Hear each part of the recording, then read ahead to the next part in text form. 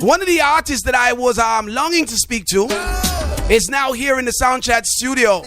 Protoje. So much to talk about, of course. Tell a friend to tell a friend. Right now, turn on Soundchat Radio. Gonna have some good, positive conversation. Music and otherwise. Protoje's in the building, people. Turn it up.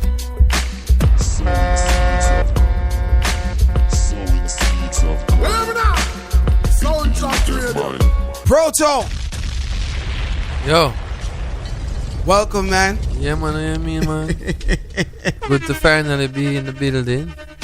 You see, outside looks like a museum in the lobby in the building. Crazy pictures and history, a bag of things. Yeah, man. Yeah, man. 20 years of history. Some of it captured out there. Not all of it, but some of it just to kind of capture your interest. Just enough to capture your interest, man. I forget extra credit. You know, I get extra credit.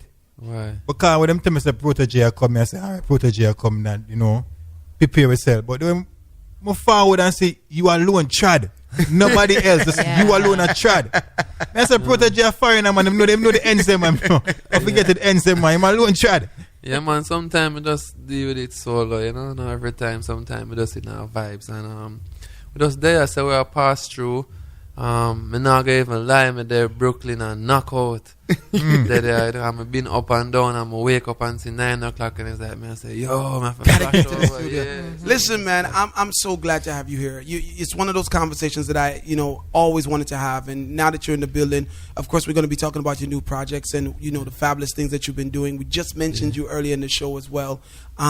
But also, I just want to talk about, the things that you talk about in the music, the content, what's going on in Jamaica, what's going on in the world, and all of that good stuff. So those of you, again, Protoje's in the building. We're going to have some great conversation. Very intelligent artist, can articulate himself extremely well, and we're going to be doing that tonight. He's just going to be holding a vibes with us here at Soundchat Radio, man. So what are you here for, though? Just promo, or you do touring, or? No touring yet. I'm work on my single About Noon. That's been doing really well, and just for, enough of the time I only get to go places when I'm touring. So it's like for really come New York, Berlin, or the diaspora, see the community, them. I go a Platinum Kids, them dance last night in the Bronx.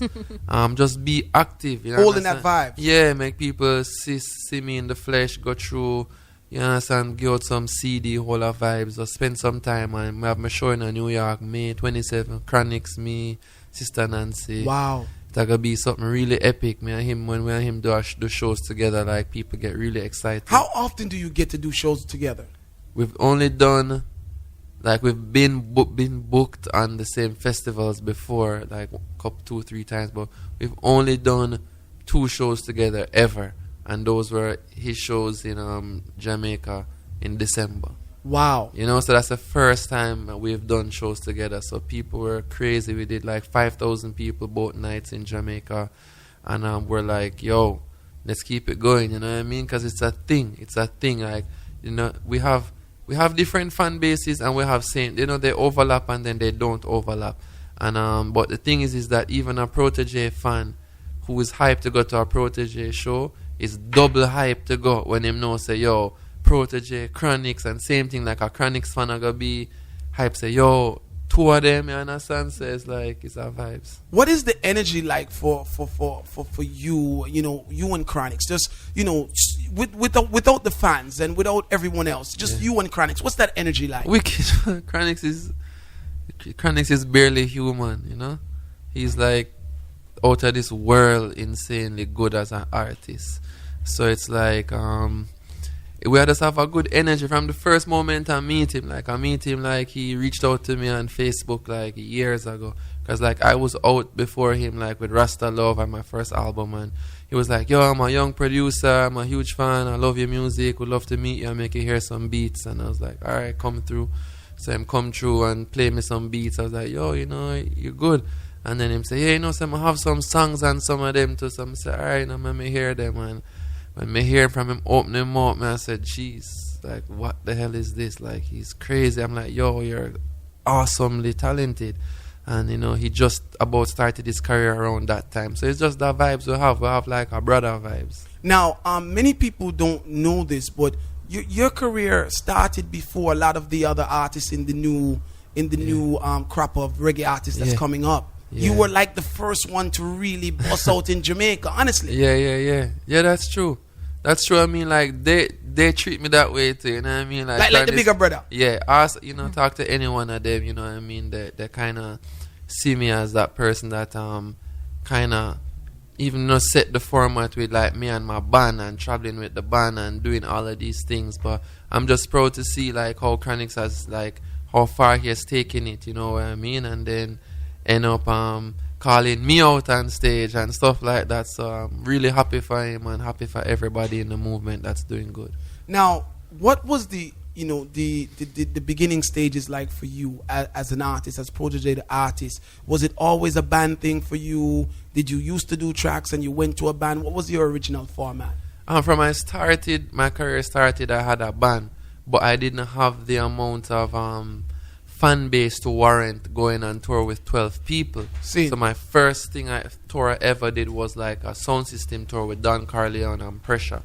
And that kind of started, but I still had my band at home practicing and doing everything and just waiting for the opportunity. There is greatness, there's a vibe and there's a history and there's culture in both, because I love like when I do a dub wise I'm there behind the sound system. Like me prefer perform on tracks if me there behind the sound. Me don't like the track show when me there out on a stage and it's a track show. Me like the real old school like stereograph type of thing where me there and me have my fader and I say, yo, and me a DJ a tune and then me I'll select a next song and then say, yo, give me the dub version and me sing the dub. Like that is how me love the track show. But it's like it's all just a different way to express the music. And me do from the start the live me feel like I'm my brother them on stage, so me feel invincible with my band. Feel like me can take on anything with my band. Sometimes by myself with the track is like, man, I say, yo, where my bass today? You know? Yeah, man, it's our vibes. Listen, people, those of you who are just tuning in, Protoje's in the building. We're going to have a great conversation with him. Of course, turn up your radios loud. I'm going to make you more, those of you who are not familiar with some of his tracks, we're going to make you familiar. Those of you who are familiar already, we're going to make you more familiar with some of his tracks. Of course, he has a new project working on, Blood Money. Yeah, heavy. Right? Blood Money. Yeah, you link me for that song personally. yeah. Blood Money. I want to say, and again, let me say why Proto is here, because he probably found out already that, we linked him for the song. We didn't get the song, but we found other ways of getting the song, and we introduced it to the U.S. So I know that you stayed in Jamaica, and you were like, whoa, hold them, man, you get me thing. True, I saw it on Twitter. I was like, what? And then I saw your message after. And I was like, yeah, I would have sent it, but you found a way to get it. Yeah, so man. You're very resourceful. I listen, man, that Blood Money, I don't even want to bring the conversation to Blood Money yet. Yeah. I want those people to find out, your journey through the music, your journey through the movement, of course, because from what I understand, yourself and Chronixx and, other artists kind of had this spiritual movement going on in Jamaica centered around the music as well before you all became great big artists. Yeah, man. Well, it's different. Like, the key thing, and one of the key things, like, one day I'll probably sit down and give the whole history of, like, how everything formed through. But it was the first two people I know that really came together to solidify this movement is myself and Janine. And that was the first crew. Me and Janine were like, the two. You know what I mean? And, like, she was very instrumental in me to, like, bringing me closer to Rasta, closer to Marcus, His Majesty, more political type things. Like she really challenged me a bit, because like I was more, my only thing was trying to make good music, like hits. That's it. And like she was the one that was like kind of not even pushing me, but just by hanging out, chilling out, whatever. And she was very spiritual. So I kind of started to like this vibe, and we'd be there steaming and talking about, philosophies, and then starting to read more and all of these things. And then I was like, she was the first person I saw. I was like, hold on, there's somebody out there as dope as I am. You know what I mean?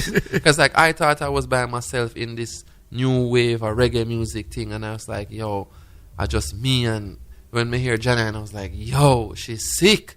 And then she was like, yo, there's this guy that raps, that his name is Kabaka, and he raps, but you know, he can DJ, and I think like you should go and convince him to stop rapping and be a reggae Jamaican artist. So she brought me to his house, and I met him. I was like, yo, heard him, he was dope. I was like, yo, I'll bring you out on stage at my next show, but you have to DJ and not rap. And he came to the next show and he DJ'd and shelled down the place. And then a little bit after that, Chronixx reached out. Then I went to a show and saw Raging Fire. I was like, yo, and it kind of pulled together like that, kind of organically, but still at the same time with some intent from me and Janine to be like, yo, let's expand the amount of artists that we link with and roll with. You know? And what was the reasoning for what was the reason behind you and Janine's vision to create this or help to push this new, you know, wave of reggae artists? My thing is that Janine was never interested in being an artist. You understand? Janine is like just a young guru that happens to do music, and she does yoga and she does everything. So she never had the artist idea.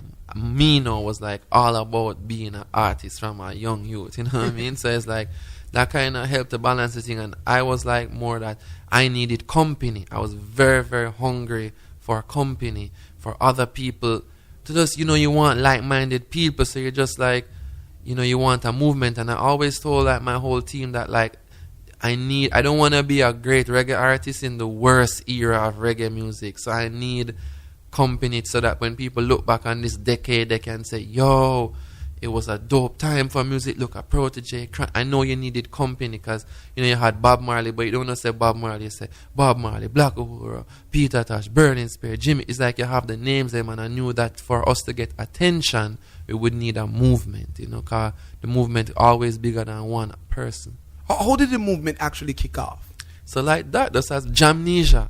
Jamnesia was the hub.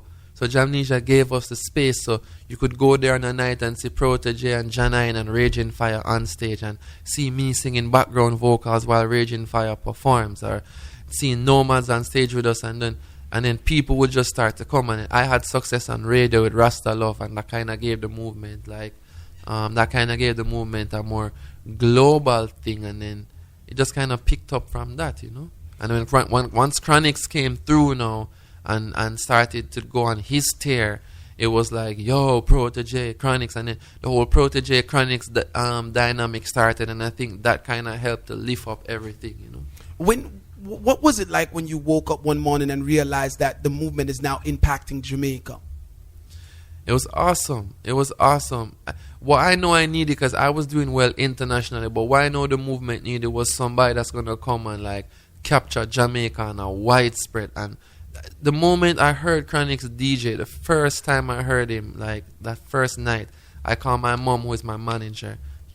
She can attest to this. I called my mom, my manager, and I was shell-shocked. I was like, yo, I found this guy, I heard this guy, and like he's going to change everything now, because he's going to go and make Jamaica pay attention to everything. And he put a lot of attention on me in Jamaica by just doing his thing, because you heard about, you know, yo, the youth, them, yeah, man, Chronixx and Protoje and things. So when I realized that it was happening in Jamaica was that, and then it was amazing. I was like, yo, this is really, really, really happening. And then about at that point when it was at its getting to its real attention, with me and him drop Who Knows, and that does shut down the whole thing, you know what I mean? So 718-554-8598 is that number in studio. Protoje is in the building, people. We got a whole lot to talk about. Again, it's the new wave of the reggae vibe, the reggae vibe that so much of us been talking about. What do they usually call the reggae vibe? Is it the rebirth? Reggae revival. Reggae revival, right? Is that something that you're okay with? Because we know some of the artists them is not okay with the terminology reggae revival. Yeah, some people are okay with it, but listen, that term came from me and my brother Dirty Bookman talking, and he was like super excited about everything that's happening. He's like, yo, there's a movement happening, but nobody. And he's a historian, right? He's an author. So he was like, yo, every time I want to find out about like music in America and how the music evolved, like, you know, like even Harlem, with the Harlem Renaissance, he's like, I can go online and I can type in Harlem Renaissance, and I can get a lot of information on the Harlem Renaissance and information that I probably wouldn't know.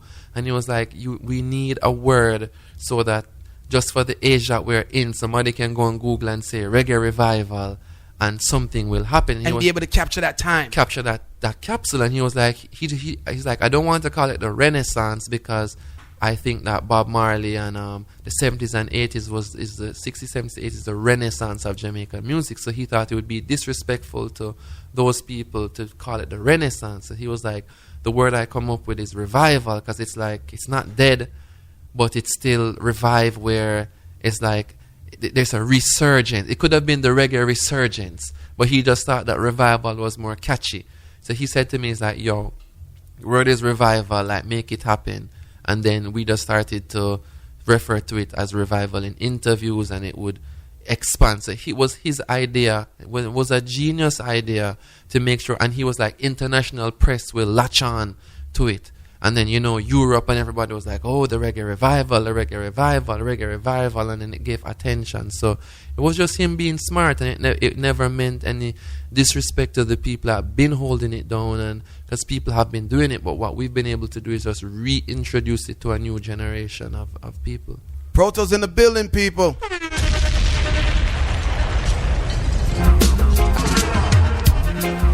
And it's a Protoje, eh?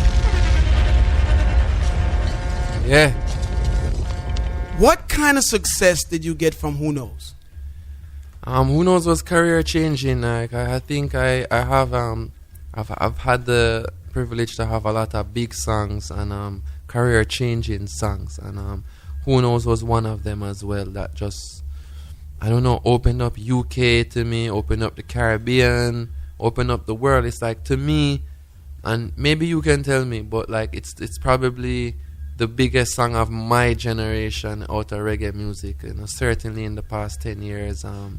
It's like 65, 66 million views on YouTube. It was the number 6 most played song in the UK and BBC, like mainstream. Right. You know what I mean? Like with like Drake One Dance and that type of stuff. And it was Radio 1, the first reggae song on Radio 1 since Jamrock. So it's like really, really opening a lot of doors for me. It got me on television in the UK. And just kind of made me a mainstream-ish UK artist, you know, as much as they make reggae and Rasta mainstream. So it's like, it was very career changing, and then the whole, me and Chronixx able to do it on stage, and just, it really did a lot for both of us. I had the pleasure of speaking with Chronixx, right? And we were talking about, and I was speaking about this earlier. We had a conversation about Grammys. He was in town for the Grammy nods and so forth and so forth. And we started just to have a conversation. We ran into each other, and the Who Knows came up. And one of the things that Chronixx said that I felt was like something that I think that I'll hold on to for a very long time is that for what you and him do, there's no reward. Yeah. There's no reward that measures that. You know what I mean? Yeah. So even though he was saying that he's, you know, he realizes that the Grammy is part of the procedure and so forth and so forth. What the real thing that you guys do, you know, selling out the shows and topping the charts in Europe and Africa and all of these places, there's really no reward for that. Do you feel that way as well? Yeah, man. I mean, like, at the end of the day, the awards may come, they may not come. That's people's decision. Like, people making a conscious decision, I'm going to reward this, I'm not going to reward that. My main thing is the things that happen subconsciously, where it's like the music just has this effect where, you know, fans are coming out and people are being really inspired by the music, and on top of that, like, the work is being done. It don't matter. It's like, just because you don't know what's happening doesn't mean it's not happening. So it's like, at the end of the day, something like the Grammy is very American. It's through American lenses, if you know what I mean. So a lot of the time we don't get that recognition, but at the end of the day, you know, man, like, time reveals everything. You know what I mean? You know who else never get nominated for a Grammy? Bob Marley. You understand? He never got nominated for a Grammy. People will say, oh, there wasn't a reggae category then, but he was like one of the biggest artists in the world anyway, and they still never nominated any of his albums. So at the end of the day, you look on stuff like that, you know, Sizzla never get nominated, Barry Hammond, like, when I look on, so the reggae Grammy, I wouldn't say it's meaningless, because if I got nominated, I'd still feel good because it's a Grammy. Right. But when you really check it, it's not the standard of what is the best in reggae music. And Chronixx always tells me that my album Ancient Future to him was like, he's like, you know, the moment he saw that didn't get nominated, he know that the Grammy is not a matter of just best work going forward. So, Right.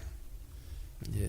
How do you know, what makes you feel, you know, appreciated? What is your reward then? Just stage and people's reaction. I couldn't do it without stage. I'd be miserable. I'd have done with music long time if I never get to go on stage, see people's faces, hear the songs, hear them reaction when just a chord of the song play, see them faces, see them after. Just people will always be my reward. Just people and how they react to the music, and how my peers view me, and how important they think I have been to the development of like the music, and my parents and my family, and just people in the industry, you know, people like you, people like Radigan, people that know the history and still say, yo, I love what you do. You know what I mean? Like, man like you been around the music, I say 20 years since you're doing all that, like, officially, and then you've seen a bag of great artists come and go and whatever, and when people like you can still be like, yo, I love what you do. You know, people that's been in it, DJ Wayne, as I said, Radigan, Mighty, whoever, that's the people who've been doing it and know everything and say, yo, I love what you do. You make me know, say, yo, it's legit. I saw you, speaking of Radigan, I saw you performing at his 40th. Yeah. Right? That was wicked. Yeah. Wicked. Orchestra thing there was just wicked. different settings. Live orchestra. Yeah. Right? And you're performing. Did you have to rehearse? How did that? I got to rehearse like the day before. I flew straight from Costa Rica to London and got there. It was the blizzard, went into rehearsal. Radigan hit me up. He was like, yo, I'm doing a 40th anniversary. We'd love you to be a part of it. And I mean, it's things like that I speak of. Like, look where I'm at in my career, where David Radigan is going to call me and be like, yo, come and not only that, but come and close the show. I want you to close the show, and you're going to do 3 songs, and you're going to do originals. It's like just awesome. You know, Horace Andy was there hanging out, me and him chilling backstage. It was just dope, and like I'm just feel honored that I can be asked these things at this point in my career. Horace Andy told me that my mom's song kept his song from #1 for 6 weeks, and he was like, his biggest song never made it to #1 because of my mom. Now, for those who don't know who your mom is, let them know. Yeah, Lorna Bennett, Breakfast in Bed, Going to the Chapel, you know, all of them songs there. So you got a chance to actually speak to someone from your mom's age group. Yeah, and he's like, no take no, man, say no feel no way, no, I'm a little love off your mother my whole career. Most people say that. Apparently she was quite the one in the 70s.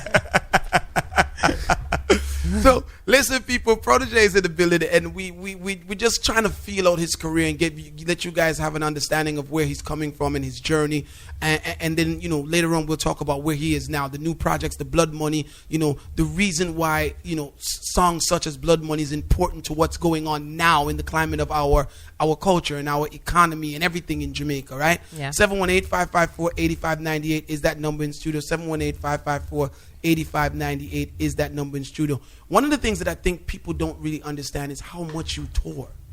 Yeah. Yo, listen. I did 88 shows last year, or 92, somewhere between that. And the thing about it is that I had a daughter last year in September. So I took off from September to December. So it would have been like up in the hundreds, but I had to take off. Took 7 months off touring just to be a dad and like spend that time with my daughter. Congratulations, man. Yeah, it was really key to spend the time. So I was just there, and I was obviously finishing my album as well in Jamaica, but so I tour a lot, man. I do lots of tours and play. And you're touring with the full band now? Yeah, for the last 4 or 5 years. I see footage of you in Africa and places, and I see the overwhelming response, and the people are just, you know, like flocking you like a rock star. Like, what's that feeling like? It's funny, man. My sister, she tours with me. I carry my sister with me, and she dies. She just laughs when she sees people react over me, because she just doesn't. She's like dying. She's like, oh, she don't get it. I can't. She's like, you're my brother. They use like, you, and then people are go crazy over you. Like, Understand? I cannot deal with this. She's like, why does she think it's crazy? Yeah, but she loves excitement. Yeah. Even when we were young, like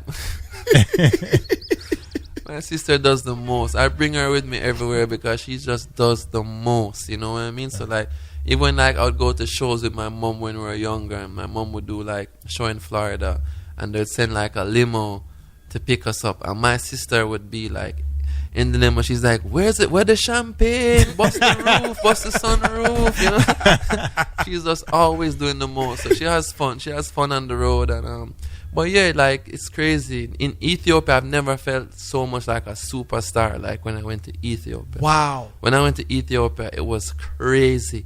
They had to like be having me with security. It was crucial, bro. And like I've never been walking out to a stage and like the place, it was crazy before I even said a word. Like I've just never experienced it, and people tell me like, "Yo, like your thing is really huge here." Like people see you as like a new face of music. It was like awesome. But yeah, globally, America I would say is where it's the most of the work still has to be done for me. East Coast especially.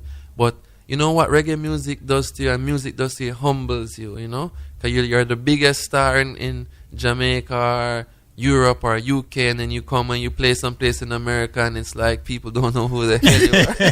So it keeps you hungry, and it keeps me hungry. So people be like, "Yo, you're a big artist," but to me it's like, I'm like, yeah, but bro, I'm not shutting down New York here. I'm not shutting down Miami. I'm not shutting down Boston or Philadelphia. There's just they more just keep work. you in mind that you have more work to do. You still want to get those places and get those places under your belt. Yeah. We're going to take a break, people. We'll be right back. Protoje is in the building. We got so much to talk about, people. Stick and stay. His story is extremely interesting. And I still want to talk to him about social events happening in Jamaica and things that we just, talk about here at Sound Chat Radio, and some of the things that he even refers to in his songs. Turn it up.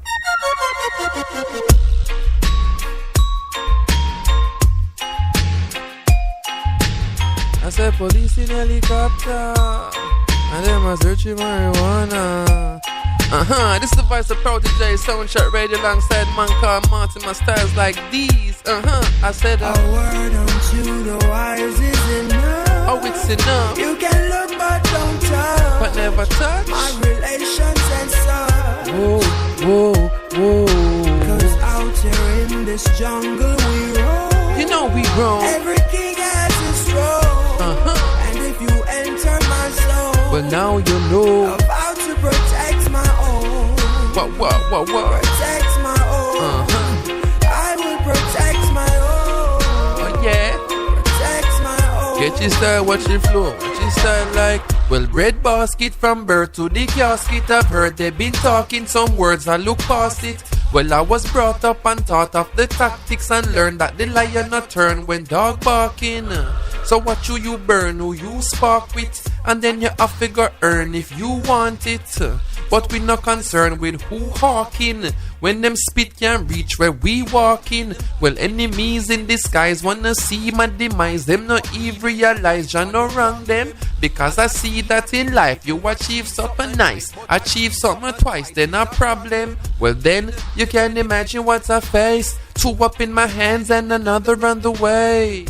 And plus I have another in the brain. And every other one I put the other one to shame. So cheers!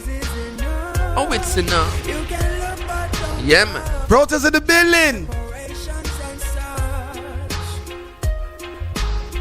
718-554-8598 is that number in studio. Vow to protect my own.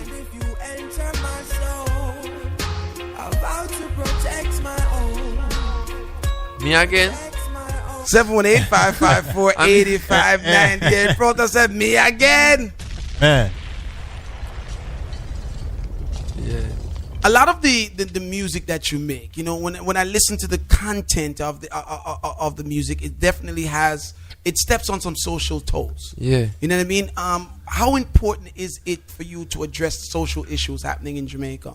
And there's always a place for that in reggae music, I feel. So sometimes I like to do that, and as I said, it's just the mood I'm in. You know what I mean? So. A lot of the times I do that. A lot of the times I'll focus less on social commentary and more on like spiritual stuff, like more of self, more of like thought of introspection of self.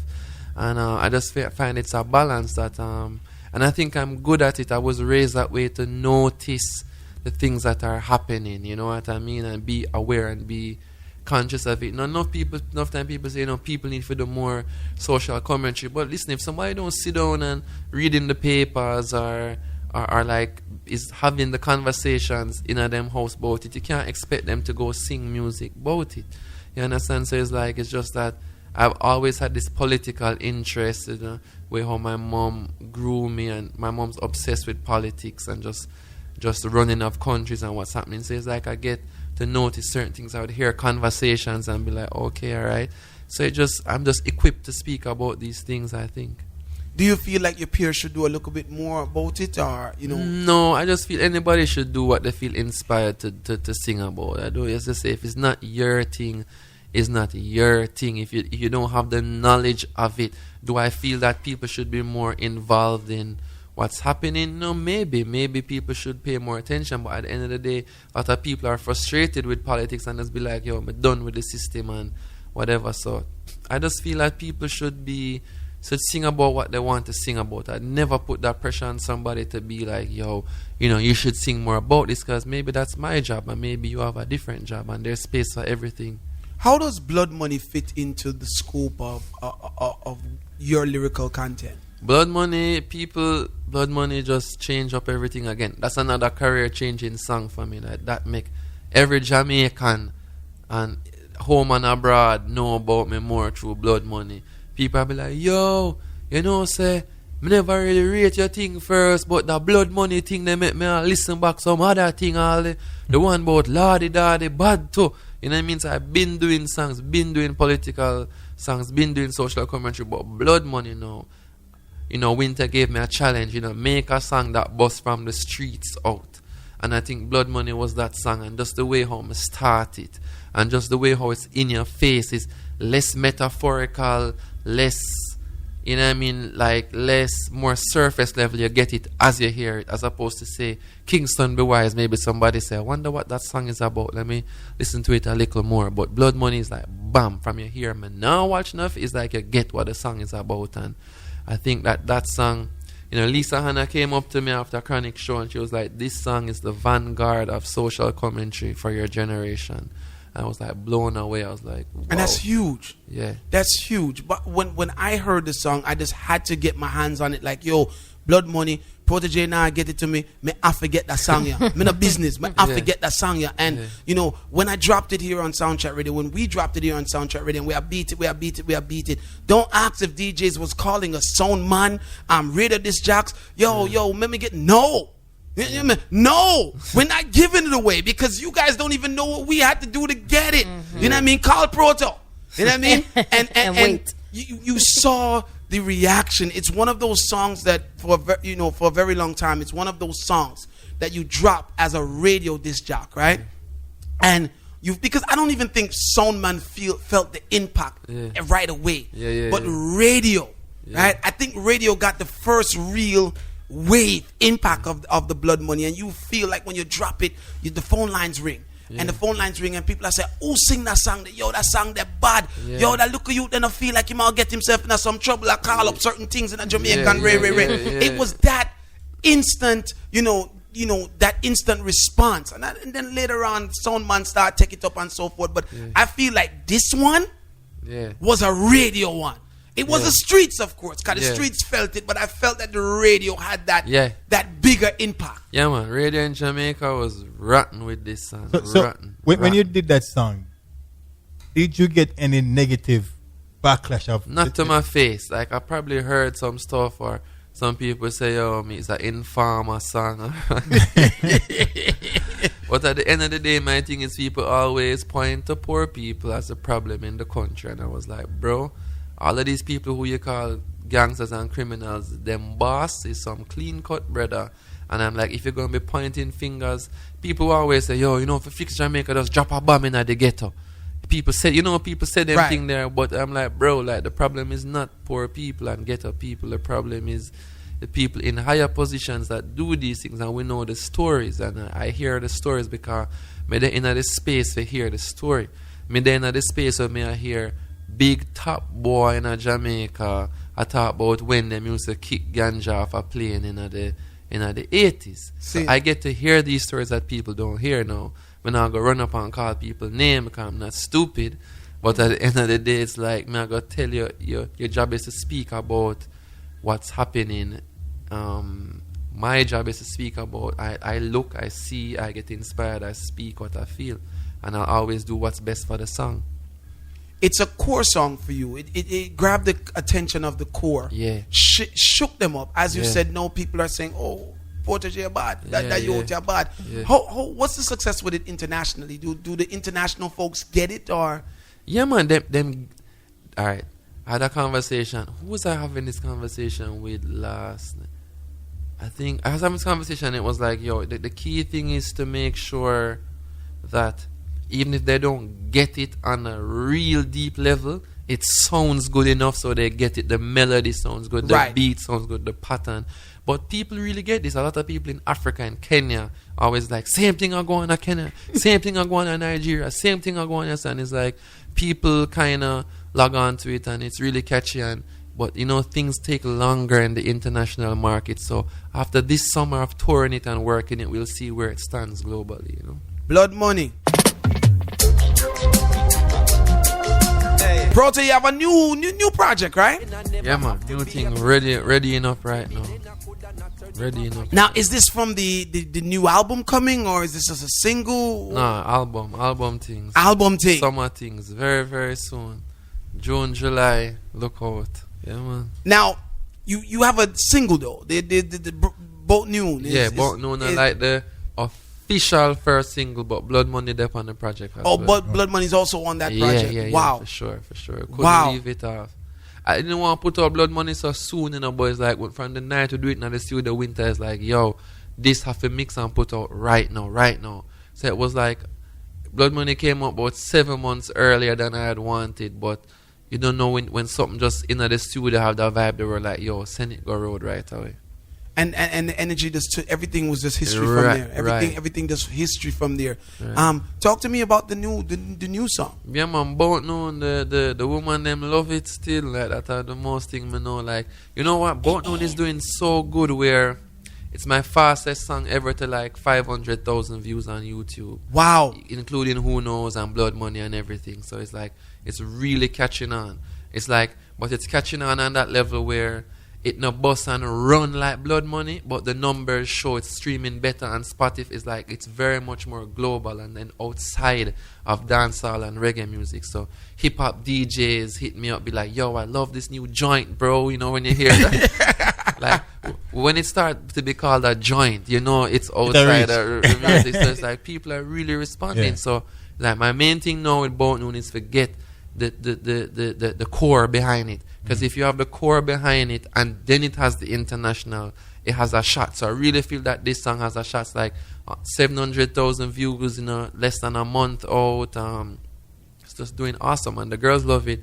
Bear Girl has post it on them Insta story. I sing and sing along to it and things. So I think that, as simple as you see it, has a lot to do because you don't know. Some man's always gotta watch girl and be like, yo, which now. song?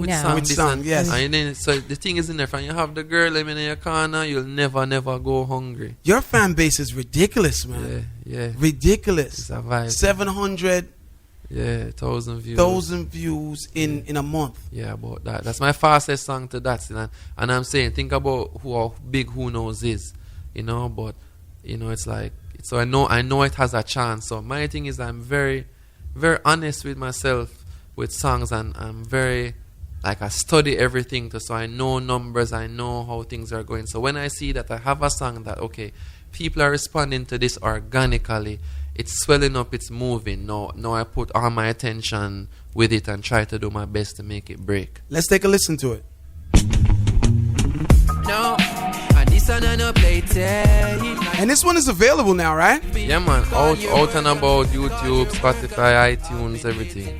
Chen, I got one thing to say to you about noon.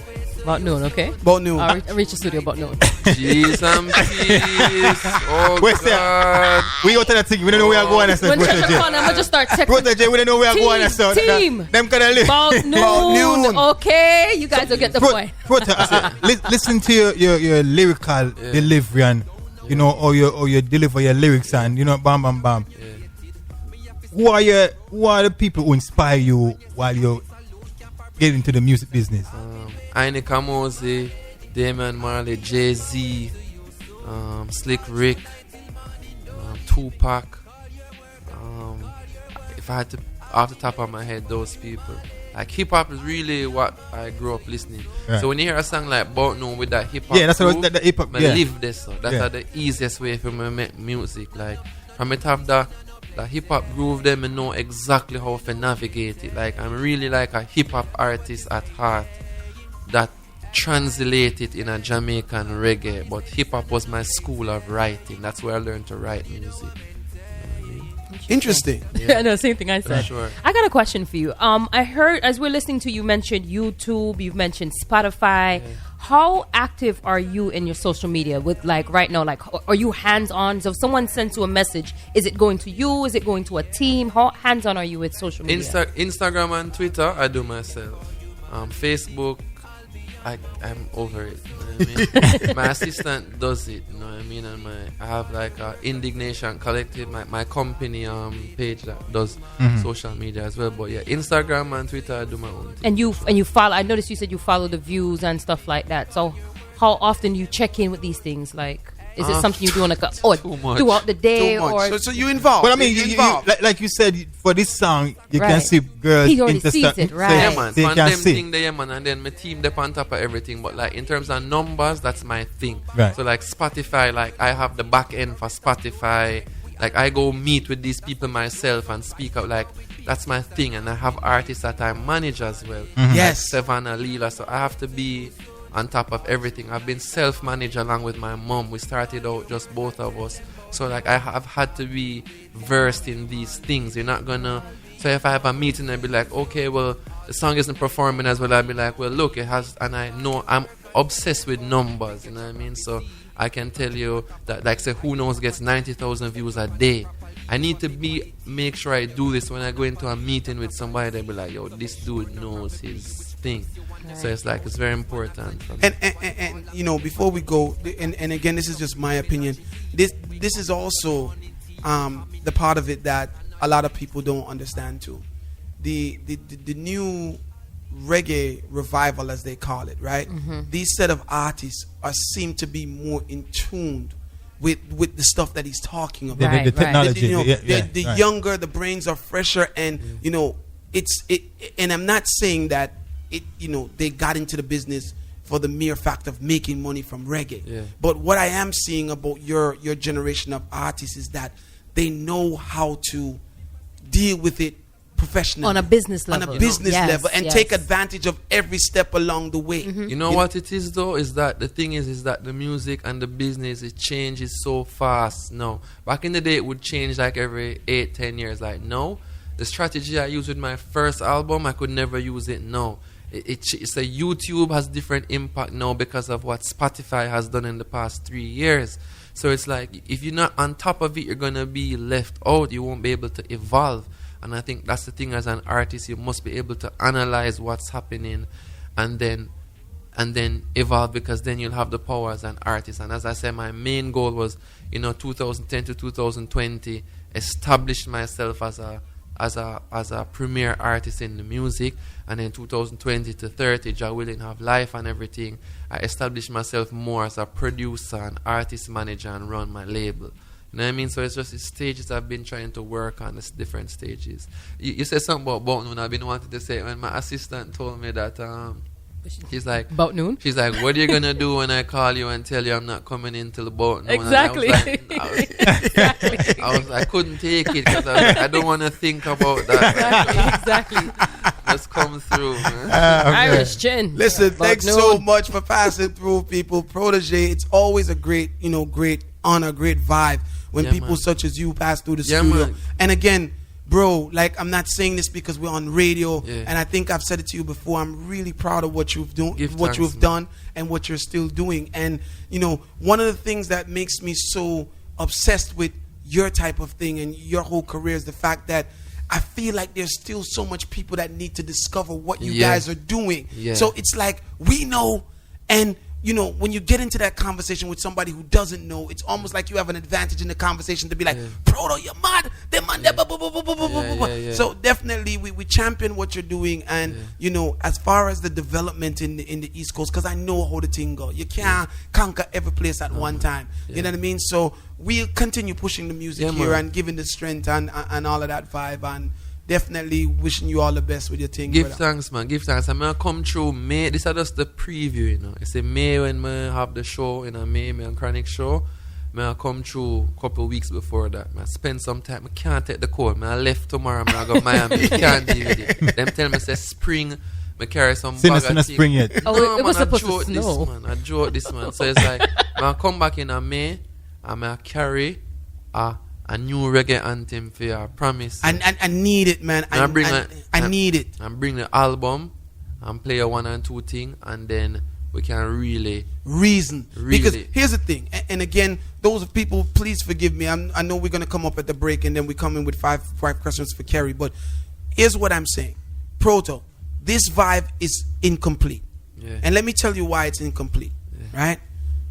I didn't really get into your mind and allow the listeners to get your views on some of the things that's happening in Jamaica locally, because you're there. You know what I mean? And these are the things that people want to hear what you have to say about it. Man. So we didn't get that. We're forward back, man. We didn't get to do Rhythm Up. Right. We'd never get to do it. We probably could do that real quick though. You know what I mean? We probably could, right?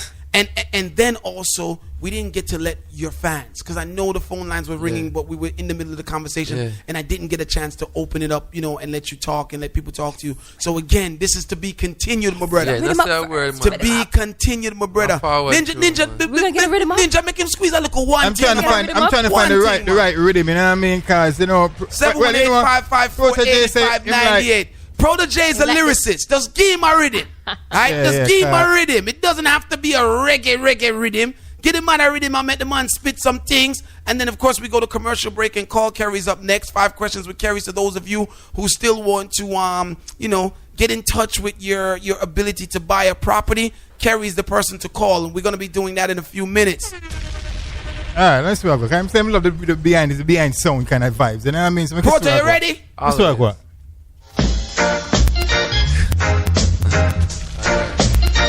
Start it over, Ninja.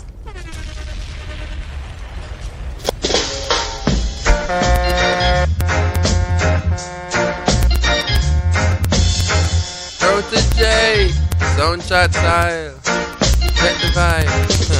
Ragamuffin reggae beat, yeah. Dance up on. Oh, and I might tune.